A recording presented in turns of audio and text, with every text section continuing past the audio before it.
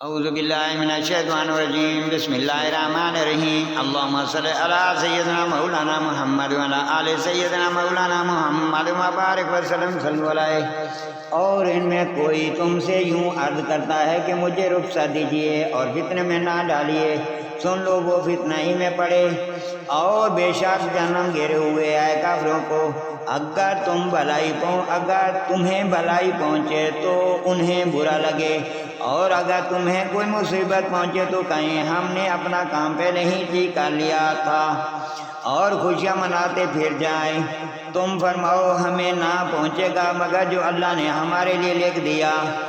اور وہ ہمارا مولا ہے، اور مسلمانوں کو اللہ ہی پر بھروسہ کرنا چاہیے۔ تم فرماؤ تم ہم پر کس چیز کا انتظار کرتے ہو مگر دوستیوں میں سے ایک کا، اور ہم تم پر اس انتظار میں ہیں کہ اللہ تم پر عذاب ڈالے اپنے پاس سے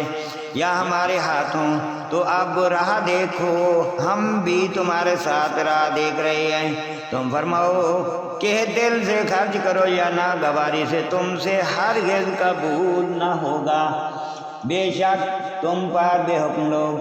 اور وہ جو خرچ کرتے ہیں اس کا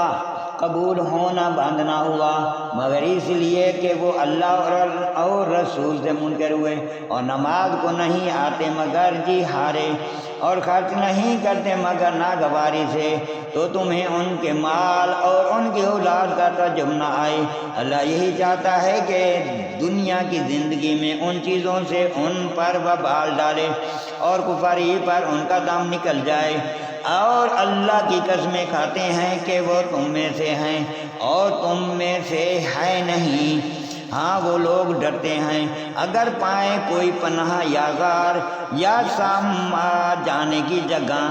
تو رسیاں توڑاتے ادھر پھر جائیں گے، اور ان میں کوئی وہ ہے کہ صدقہ بانٹنے میں تم پر طعنے کرتا ہے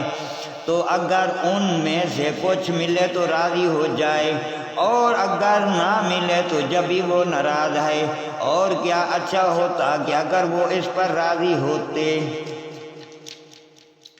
جو اللہ و رسول نے ان کو دیا، اور کہتے ہیں ہمیں اللہ کافی ہے۔ اب دیتا ہے ہمیں اللہ اپنے فضل سے،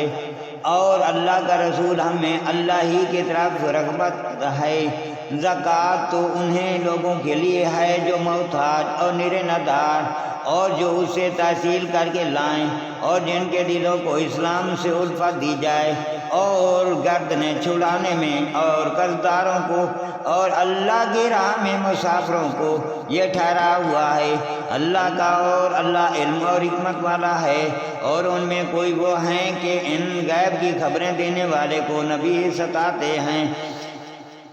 اور کہتے ہیں کہ وہ تو کان ہیں۔ ہاں تم فرماؤ تمہارے بھلے کے لیے کان ہیں، اللہ پر ایمان لاتے ہیں اور مسلمانوں کی بات پر یقین رکھتے ہیں، اور جو تم میں مسلمان ہیں ان کے واسطے رحمت ہے، اور جو رسول اللہ کو عزت دیتے ہیں ان کے لیے دردناک عذاب ہے۔ تمہارے سامنے اللہ کی قسمیں کھاتے ہیں کہ تمہیں راضی کر لیں، اور اللہ و رسول کا حق